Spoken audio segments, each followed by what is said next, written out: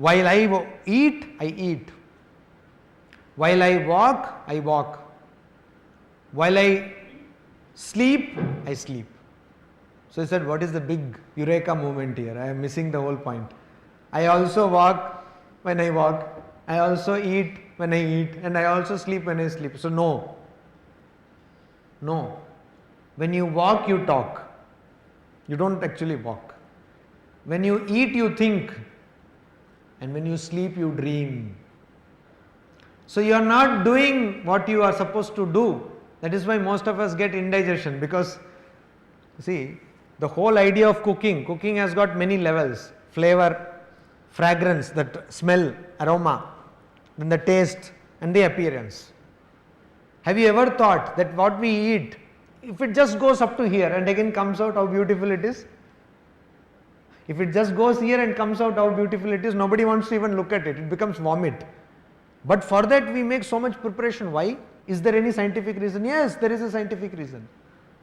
If the food is not properly cooked, if the food does not have the proper taste or the proper smell or proper appearance, it is, nicely decorated and served, digestion does not take place. Mouth does not salivate. So all these juices do not secrete. So your mind sees, your eye sees, your brain says, yes, food is there. Immediately this mouth saliva comes and you eat that, and then all these juices are secreted and it is digested. So it is also very much important that you actually eat, relish it and eat. So if we can actually fine tune our mind, it will be helpful not only in the path of the preferable but also in the path of the pleasurable. You will be able to love more, love in the sense of the material kind of, if at all there is, if at all you can say. You will be able to eat nicely, you will be able to sleep nicely. I don't know, I have earlier also told, India big problem is sleep deprivation. In India there are many sleep clinics where what they do is, of course, people who have lot of money, they go and pay money and sleep. Like psychiatrists, they are sleep clinics. And our biggest problem now is we lack sleep. We are overworking ourselves. So lot of heart problems, diabetes, etc. So sleep properly. How can you sleep? When your mind is in control. Also work. A work which usually takes 3 hours, you may be able to do it in some minutes. It's all like that. You see, there is this example of Swami Madhavanandaji, who was a great scholar. In those days he was a double MA and gold medalist of University of Calcutta. When he joined the Ramakrishna order, Holy Mother said that we have got a person who is like the tusks of an elephant plated with gold. Hatir Dant Shonai Bandhanu. So because he was such a scholarly person and also he was having this renunciation, he joined. His name was Nirmal. And he started translating many books. Wonderful scholarly works he has done. He became the general secretary of the order and then also the president. So when he was the president, also when he was the general secretary, he used to read in his table, nothing was there. He used to just read the Gospel of Sri Ramakrishna, Kathamrita in Bengali original. And if anybody used to go from some center with some problem or anything, so the person will say, Maharaj, like that, then, so immediately say, then. So these people used to think that he is not listening to them properly. They used to think that Maharaj is not giving attention. But actually what was happening was, the moment they started, he could understand what they were telling. And immediately he could grasp the problem and he will give the solution and again read that gospel. He had become a master of Karma Yoga. Yoga Karmasu Kaushalam. Dexterity. He could immediately grasp in few minutes because his mind had become a perfect instrument. So that is what you need. You need your mind, what we all need is to make our mind a perfect instrument. Most of the times if you see in corporate, particularly in corporate scenarios, you have meetings, hour-long meetings or many hours meeting is going on, saying the same thing. So I say funnily that instead of conducting meetings, if you do the work, it will help you. It will help you. Don't have meetings, just do the work.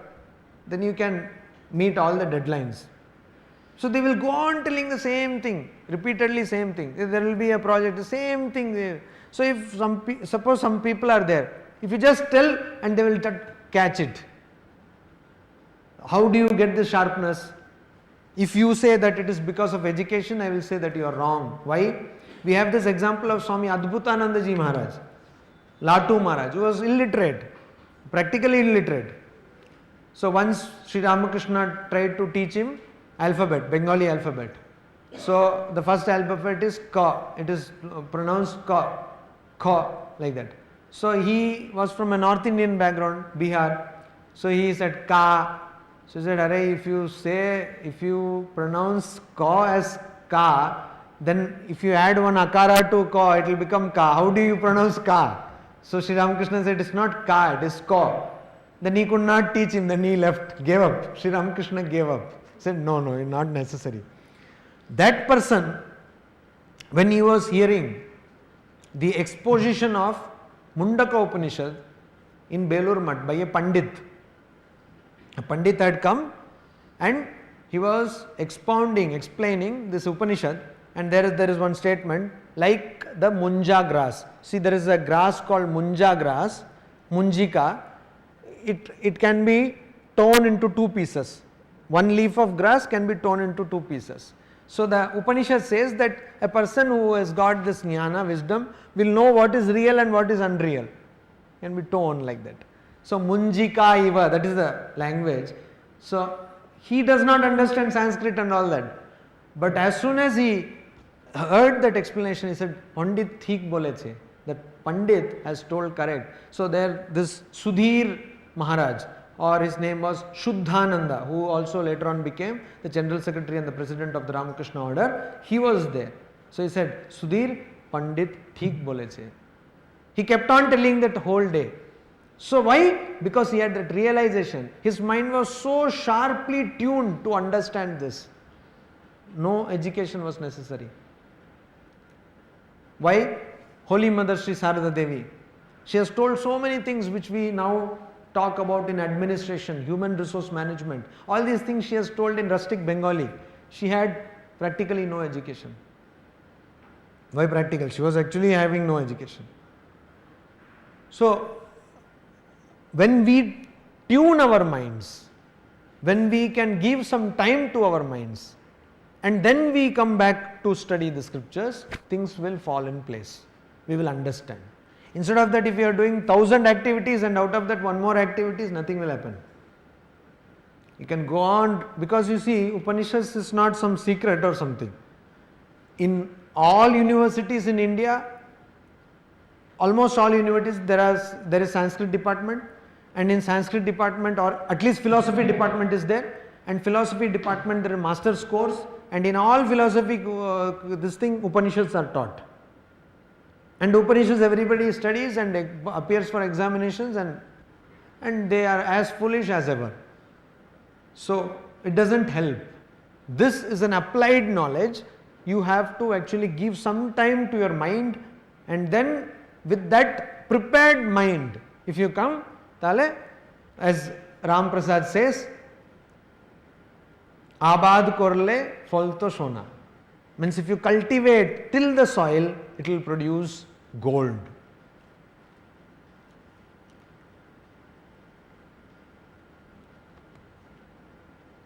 Any questions? Regarding Swadharma, suppose I am working in a group and I have to obey my captain, and if I feel that my captain is not saying, if I follow my captain's word, it will produce bad work. So I am going to do my own.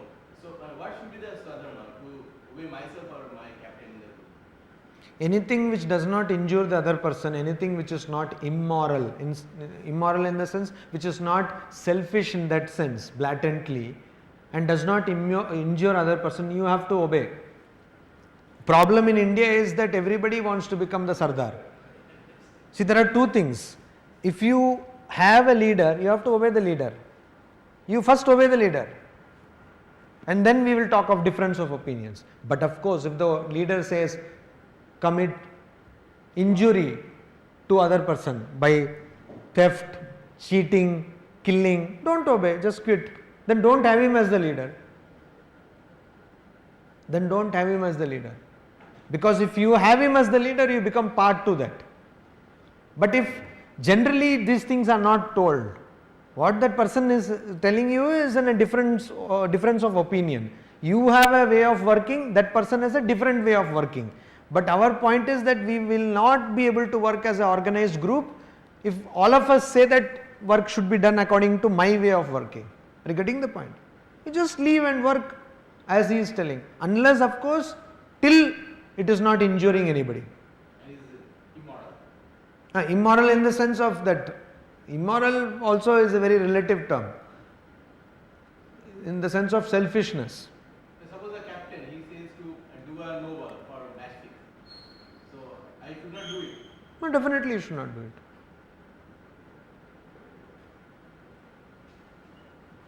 Not only you should not do it, you should quit.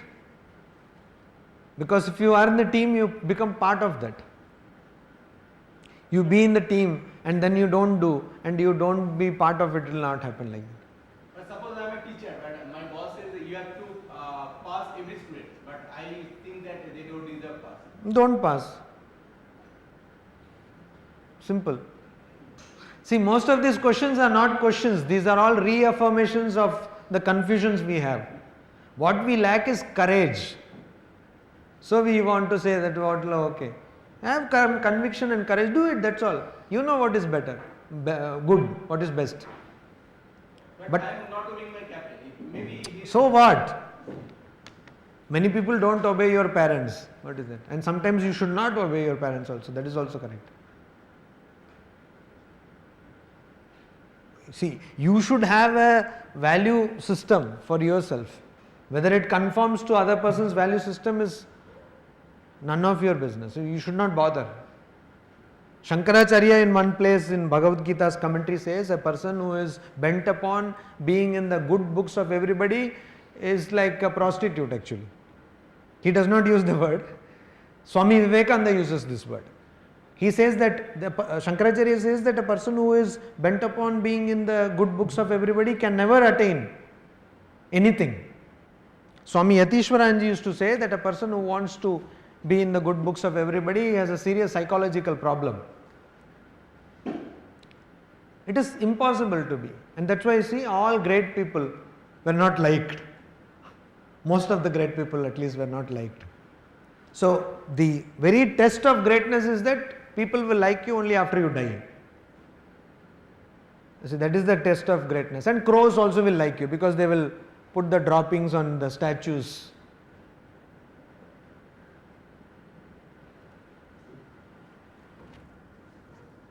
Till now, Kathopanishad, any question?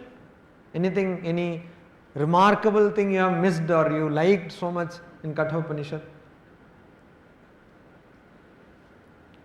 Did Yama ultimately directly replied or answered the question of nothing? He has already started replying.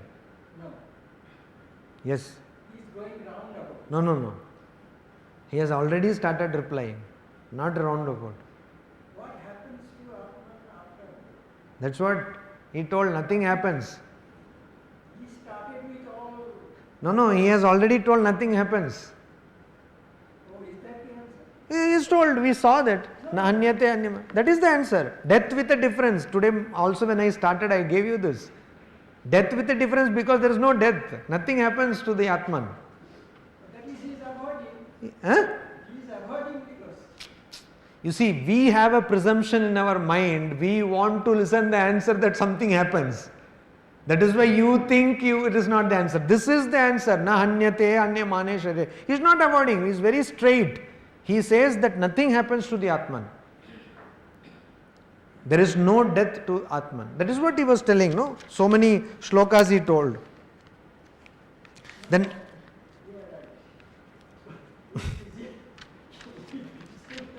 that is, you see, he says, hanta chen manyate hantum, hataschet manyate hatav. Ubhau tau na vijanito, nayam hantina. A person who wants to kill another person, a person who thinks he is killed, both of them don't know that this is Nayam hanti na hanyate, is neither killed nor can kill.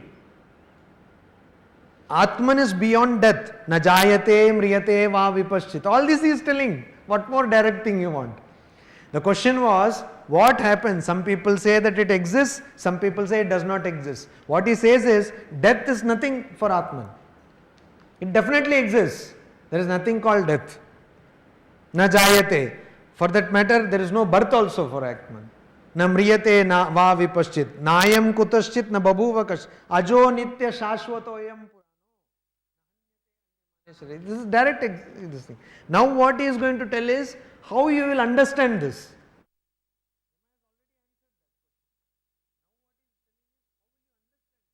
That the Atman is not having any death. We are not, you see, as we have the presumption that something will happen. Because we are in the realm of duality. So something has to happen. Brahmagyan, God realization, something, that's why Holy Mother said, what will happen? Will you get two horns? Nothing will happen. Your world view will change, that's all. But we always want something to happen. When we meditate, immediately we think we will start flying. Or something, some light will come. Something we want. Because all our ideas are dualistic ideas. Some kind of experience, but it is beyond experience. It is going beyond this kind of dualistic ideas. That is why again and again this thing will come. Then But Swamiji, dualistic is not necessarily wrong. no. You are taking it in the sense of the philosophy of dualism. No, I am talking about in the sense of the experience of duality. Yes, it is not correct. See, Mirabai, she became one with Krishna. Madhvacharya became one with Krishna. So there is no problem in that. That is a part of That is a philosophy. We are not talking about philosophy, we are talking about spiritual practice here. So in spiritual practice, till as and when you will have this duality, you will not be able to realize. Ramanuja also what he says, Samipya, Sarupya. The whole thing is to become one with your Ishta. So there is no duality, you see. Are you getting the point? That is a philosophical concept. Who bothers about philosophy? You see, in reality, what these people practice, they all practice this Samadhi Satka Sampatti. Shama, Dhamma, they control their senses, internal senses. They were all having this patience, titiksha. They were all having the meditation. They were all having, they all talked truth. They were all having great devotion. They were all having abhorrence towards material life. Is it not? Now whether they professed duality or Advaita and all is all simply intellectual gymnasium. But in practice, they were all doing the same thing. For the particular time, for that particular period, they told, Buddha also did the same thing. Everyone, Jesus Christ did the same thing. Prophet Muhammad did the same thing. You give me one example where they did not do. Everybody practiced the same thing. So when you come to practice the same thing. You cannot, a person who worships Mammon, Swamiji says, cannot worship God. Mammon and God cannot be worshipped. I am very vocal about this. Osho is no religion. Hedonism is no religion. You cannot have the pudding and eat it too. That is not possible. Spirituality means what is not matter is spiritual. So you cannot say I attain to this and also bhoga and also yoga. It will not happen. That sells. It's a hot selling topic. Many people go to Osho ashram and all everything. But even today I am not able to understand why they need an HIV test before entering an ashrama. It's very simple, you see. So all this kind of nasty stuff going on because people are foolish and they don't understand that spirituality is something spiritual. You give me one religion and you give me one Mahapurusha which Osho could produce.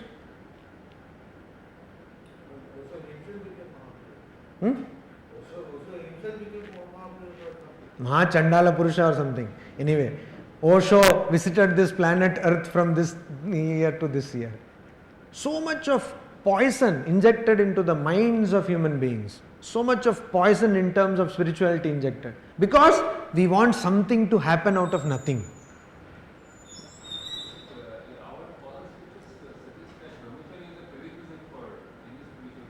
Brahmacharya, again, this is a topic people are mortally afraid of. What is Brahmacharya? Or what is your understanding of Brahmacharya?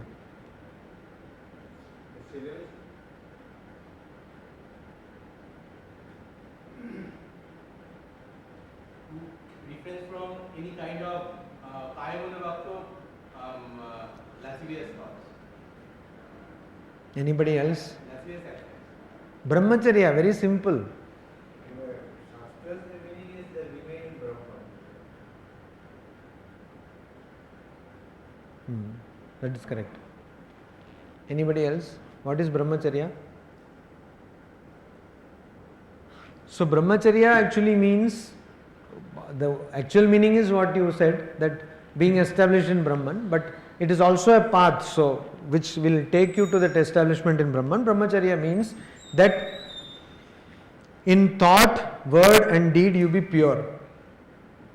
No, huh? What is pure? I'm coming to that. So this again, this idea of purity is very, everybody becomes very much upset. Oh, purity, purity. Purity means what? That your thought, word and deed will be aligned. It will be one pointed. So most of us, we think one thing, we speak one thing and we do completely another thing. That is not Brahmacharya. What you say, you will do and you will think. You're getting the point? Oneness or the same direction of thought, one word and deed. Is it clear? It is very difficult because that one.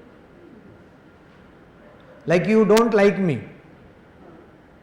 You're saying, bakwas. So you think in the mind and outside you say, Swami, like that. No, that is not Brahmacharya. So if you think I am bakwas, you say, with due respect, I think what you are telling is total bakwas. This is Brahmacharya. It's a very example I am giving you. So alignment. Sri Ramakrishna very nicely put it, Mon, Mukh, Act Koro. সেটা কে বললো? শাস্ত্রে কোথায় আছে? তারপরে কি আছে? Devil quotes the scripture. Do you know that? Satyam vada, priyam vada, ma vada satyam apriyam. Anritam satyam priyam api anritam ma vada. That is the second part. This is the first, that's a shloka.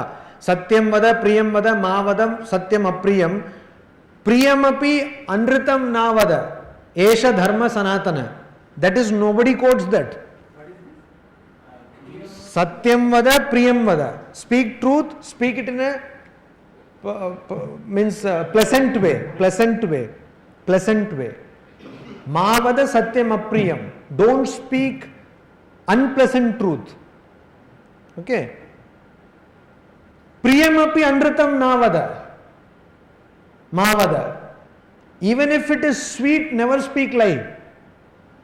Esha dharma sanatana. So who is telling that second part, who is quoting? And also it is the context. You have to understand it in the context. Satyam vada, priyam vada. Speak truth in a way it is pleasant. And Holy Mother says, Sri Sarada Devi, khoda ke kono din khoda bolbe na. Means don't call a lame person a lame person. That is what? Satyam vada, priyam vada. Ma vada, satyam apriyam. That is apriya satya. That is an unpleasant truth that this person is a lame person. Don't say, it's so obvious. But at the same time, even if it is very sweet, don't tell a lie.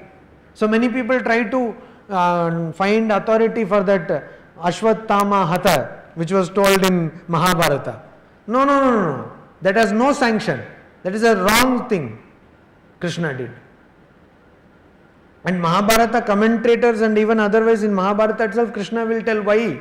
He says, these people you are seeing, these are all dushtas, they have to be killed like that only. He is very clear. See, Krishna does not bring confusion. See, earlier, when warfare was there, in daytime they will do war. Even recently, night there will be no war. Today if you do like that, you will be a fool. They will simply annihilate you and go away. So you have to change according to the circumstances. That is what Krishna told. He never said that telling lie is a great thing. No. See, devil quotes the scriptures. So, brahmacharya means aligning your thought, word and deed, and it also, that is purity, and it also means to keep your idea of personality higher than the body mind level. That is what it means. Because if I say don't have sex, for example, that is the general idea attributed to brahmacharya, because very convenient. You see, once you say that, nobody will be able to practice. So I will not practice. No, it is not so simple. That is only one aspect. And chastity, that is only one aspect. And that also, then what does that mean? Will not householders have God realization? So you have this cohabitation only for producing offspring. You have this physical thing only for producing offspring, your children, not like rabbits. No? Sorry for the language, but that is how it is now. So that is lust. So that means you are giving a dimension to your personality higher than your body and mind. Always thinking of body and mind is not brahmacharya, it is not purity. So you may say, I don't have any physical relationship with anybody, but all the time I am putting Nivea cream, Dove soap and deodorant. You are not pure. You will think, I am so pure, I have good smell also. No, that is not purity. You are impure because you are giving a dimension of your personality at the body mind level. You are not the body and the mind. That is brahmacharya. It is brahmacharya. So then why is it that sannyas is preferred as compared to even a grihastha can? This very idea that sannyas is preferred is wrong. No, but why is it that people are told, okay, if you are wanting that brahmacharya? It's only an option. It's only an option. In Shastra. Also it is possible. But In Shastra nowhere. also, In Shastra nowhere it is told that you sannyasa is higher than grihastha. Nowhere it is told. It is an option. Swami Vivekananda in his Karma Yoga, he says each one is great in his own place. It's only an option. If you want, you become. For example, can you imagine I being a householder? Complete disaster. So, like that. Huh? that we will not do this. I know. So, it is better to avoid such disaster. Have your own choice. It's just a choice. But aren't the 4 steps supposed to be followed? Brahmacharya, grihastha, vanaprastha, sannyasa. How will you follow? How many people actually live after 75? So sannyasa will never happen.